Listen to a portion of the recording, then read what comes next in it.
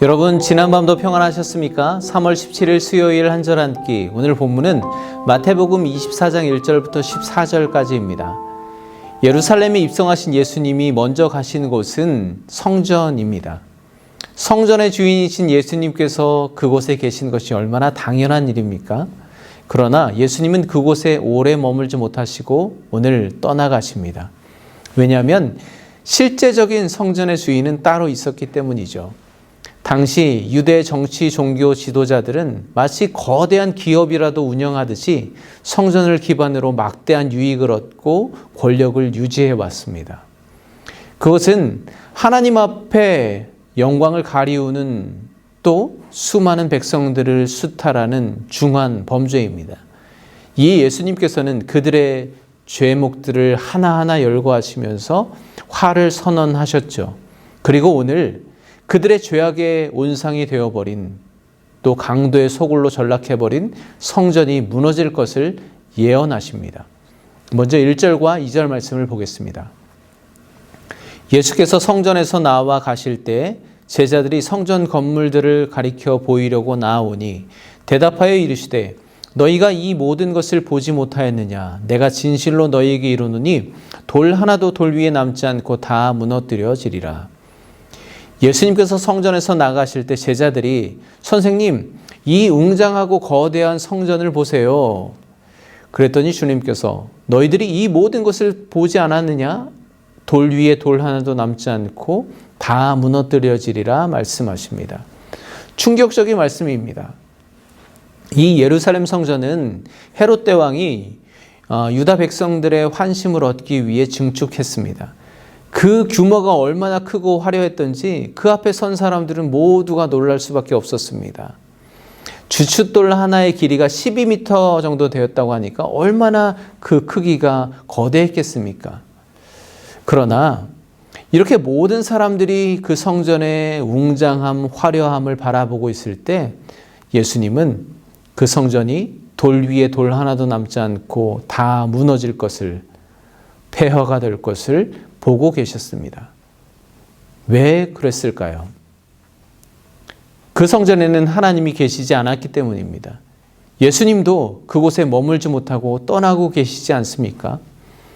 겉으로 보기에는 제사장, 제물, 빈번히 드려지는 예배, 모든 것을 다 갖추고 있는 것처럼 보이지만 그 모든 것들은 하나님을 향한 신앙이 아니라 그저 형식뿐인 종교 행위에 지나지 않았습니다.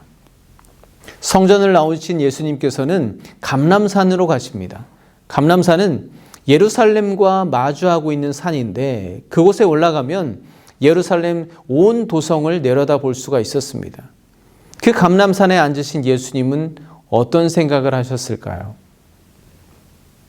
하나님이 성전의 주인이시고 교회는 예수님의 몸이라면 예수님은 당연히 성전에서 영광 가운데 예배를 받고 계셔야 되는 것이 아닌가요? 그러나 예수님은 그곳에 머물지 못하시고 성전을 나와 그 예루살렘 도성을 바라보시며 저 성전이 무너질 것이다 예언하고 계십니다.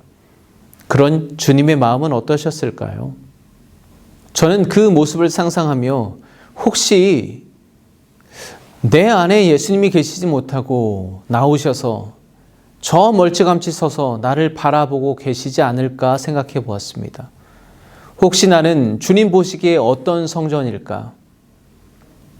크고 화려하고 오래되었고 많은 사람들이 드나들고 무언가 많은 종교적인 행사들이 이루어지고 있는 것 같지만 정작 예배를 받으시고 영광을 받으셔야 할 예수님께서 거하시지 않고 그저 나만, 사람들만 만족하고 있는 지금 이 예루살렘 성전과 같지 않을까 생각해 보았습니다.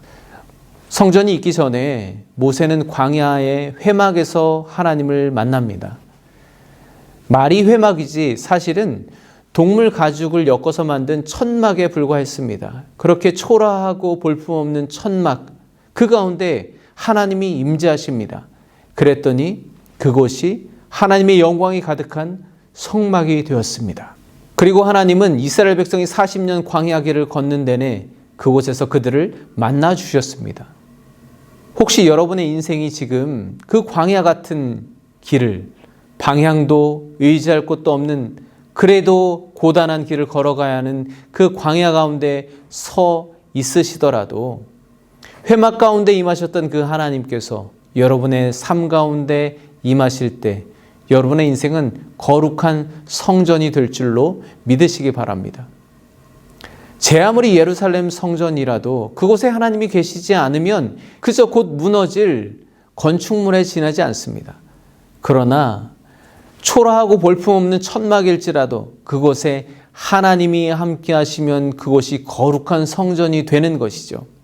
그래서 우리는 높은 산이 거친 들이 초막이나 궁궐이나 내 주 예수 계신 곳이 그 어디나 하늘나라라고 고백할 수 있는 것입니다.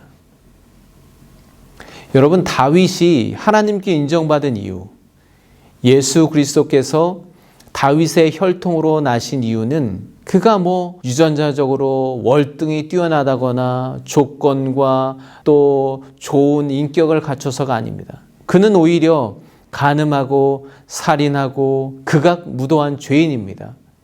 예수님의 혈통으로 선택하기에는 너무나도 흠이 많은 사람이었습니다.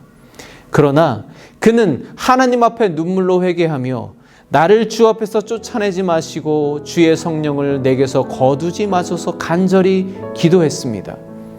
결코 하나님께서 나를 떠나지 아니하시기를, 하나님을 붙들고 놓지 않으며 성령을 포기하지 않았던 그의 심령을 하나님께서 바라보시며 너야말로 내 마음에 꼭 드는 자다 인정하셨던 것이죠. 그 다윗이 가장 사모했던 것은 예배였습니다. 그래서 그의 일평생 소원은 하나님이 거하실 성전을 지어서 평생토록 그곳에서 하나님을 예배하는 것이었습니다.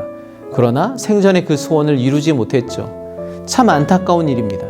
그러나 저는 하나님이 그를 사랑하셔서 그렇게 하셨다고 생각합니다. 주님은 다윗이 하나님을 사랑하는 그 마음만으로도 기뻐하시고 만족하셨기 때문입니다.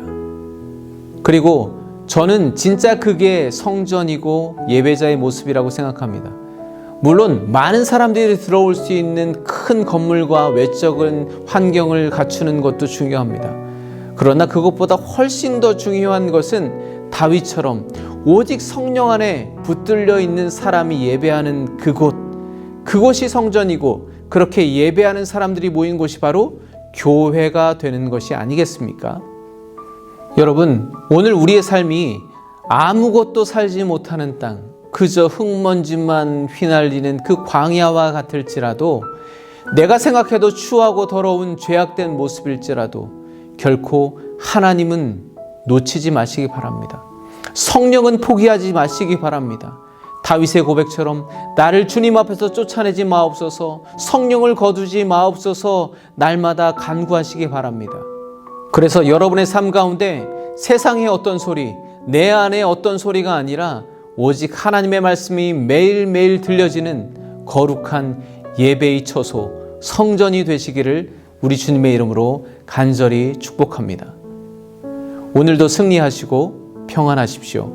감사합니다.